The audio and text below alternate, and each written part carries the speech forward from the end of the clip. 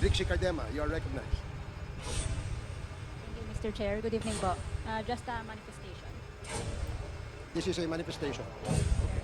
Please proceed. Tayo ditong mga kinatawan ay ibinoto lamang ng ilang milyong Pilipino.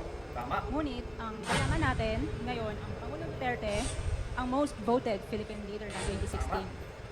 At ang kanyang anak, Vice President Sara Duterte, ang most voted Philippine leader naman ngayong 2022. Tama.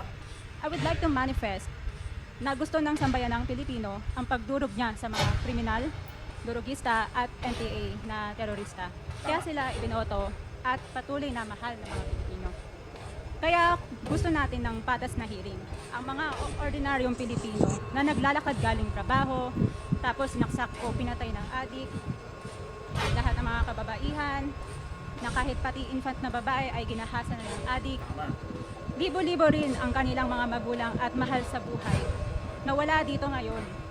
Awang-awa ang mga Pilipino sa mga inuseteng pamilyang na ito, kaya niluklok ng bansa ang Pangulong Duterte. Ang drug war ng Pangulo ay policy lamang. Hindi ito natupad kung hindi ito pinondahon ng Kongreso ng 6 na taon. Majority pa nga dito sa mga kinatawan ay naka-Duterte fist pa nung buong 6 na taon eh. Ang Duterte Youth Party List po ay patuloy na naninindigan sa Pangulong Rodrigo Duterte at pangalawang Pangulo, Sara Duterte, na naglingkod ng maayos, dumurog sa mga durugista, kriminal at NPA na terorista para proteksyonan ang milyon-milyong Pilipino. Bakit wala nag-iimbestiga dito o nag-iimbita sa atin sa sobrang daming Pilipino na biniktima ng mga durugista? And lastly, sa mga kongresista na kaalyado ng mga NPA, kaya naman tayo sa topic ng pagpatay dahil kayo mismo.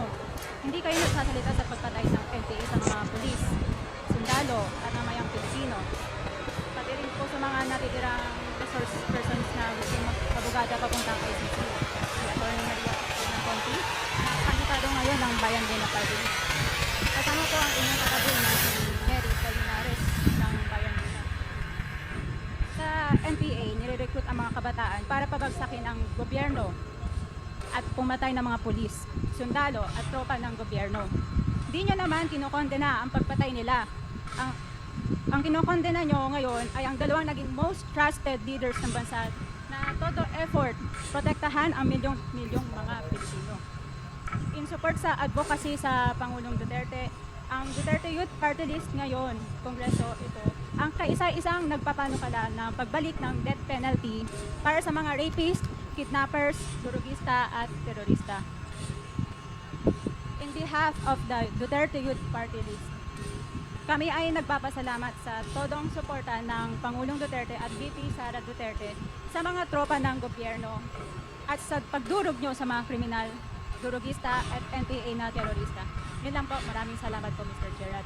Thank you, Congresswoman.